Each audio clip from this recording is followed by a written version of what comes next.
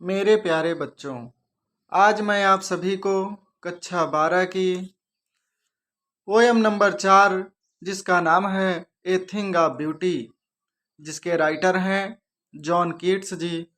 आज मैं आप सभी को स्टेंजा नंबर 3 पढ़ाने जा रहा हूँ। आप सभी लोग ध्यान से देखिए और समझने की कोशिश करिए। देखिए भैया, स्टेंजा नंबर 3 में क्या कवि क्या कह रहा है।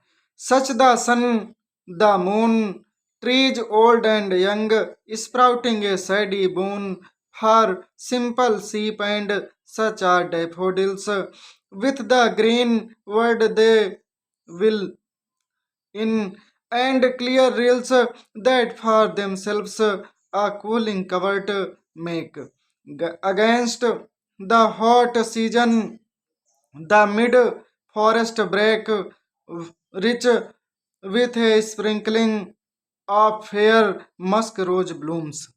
देखिए भैया, अब एक एक शब्द का अर्थ देख लेते हैं। सच, सच माने जिस प्रकार या कुछ इस प्रकार। द सन सूर्य, द मून चंद्रमा। देखिए भैया, कवि कह रहा है जिस प्रकार से सूर्य। देखिए, कवि स्टेंजा नंबर 3 में अब ये बता रहा है कि जिस वस्तु की सुंदरता के बारे में वो बात कर रहा था कि वो हमेशा उसकी सुंदरता बढ़ती जाती है, उसका जिक्र स्टेंजा नंबर 3 में कर रहा है। देखिए, कह रहा है कि जिस प्रकार से सूर्य की सुंदरता कभी कम नहीं होती, क्योंकि हमारे पूर्वज भी देखे हैं सूर्य की सुंदरता को, पिताजी भी देखे हैं और हम लोग भी देख रहे हैं और आगे भी देखते रहेंगे। इसकी सुंदरता कभी कम नहीं होती। देखिए, जिस प्रकार से सूर्य, चंद्रमा, trees old and young, old means पुराने, यंग माने नए। भैया, पुराने और नए पेड़, पुराने और नए पेड़। स्प्राउटिंग, स्प्राउटिंग मीन्स होता है प्रदान करना, प्रदान करना। एसआईडी मीन्स होता है छाया, बून मीन्स होता है वरदान। भैया, अब इस लाइन का अर्थ देख लेते हैं। कवि कह रहा है कि जिस प्रकार से सूर्य, चंद्रमा और नए पुराने पेड़ एक छायादार वरदान प्रदान करते हैं, एक छायादार वरदान प्रदान करते हैं। बून मीन्स वरदान। फॉर सिंपल शीप, साधारण सी भेड़ों के लिए। फॉर माने के लिए, सिंपल मीन्स साधारण, शीप मीन्स भेड़। साधारण सी भेड़ों के लिए एक छायादार आशीर्वाद या कह सकते हैं या वरदान कह सकते हैं प्रदान करते हैं। एंड सच आर डैफोडिल्स, और कुछ इस प्रकार से। डैफोडिल्स मीन्स होता है नरगिस का फूल। कुछ इस प्रकार से जैसे Nargis, with the green word, हरे भरे संसार में। दे लिव इन, उनके साथ रहती। दे माने उनके, लिव माने साथ रहना। हरे भरे संसार में उनके साथ रहती है, कह रहे हैं कवि।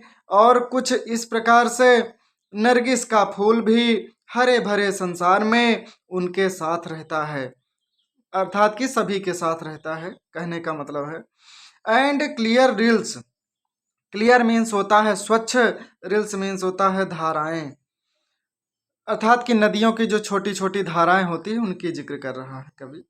दैट फॉर देमसेल्व्स, फॉर माने के लिए, देमसेल्व्स माने उनके। एक कूलिंग कवर्ट मेक, एक ठंडा, कूलिंग मीन्स ठंडा, कवर्ट मीन्स होता है आश्रय। जैसे हम लोग घर रहने के लिए घर बनाते हैं आश्रय के लिए, उसी प्रकार से आश्रय। मेक माने बनाती हैं। यहाँ पर गैंस्ट लिखा, गैंस्ट का मतलब अगेंस्ट से है, के विरुद्ध या खिलाफ। द हॉट सीजन, गर्मी के मौसम के। भैया, अब इसका अर्थ देखते हैं। स्वच्छ धाराएं उनके लिए।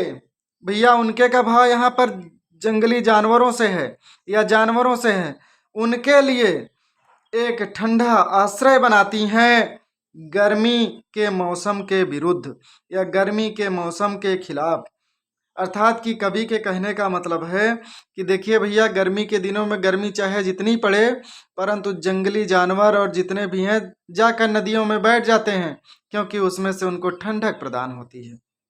वही कवि के कहने का मतलब है कि साफ धाराएं या स्वच्छ धाराएं उनके लिए गर्मी के मौसम के विरुद्ध एक ठंडा आश्रय बनाती हैं।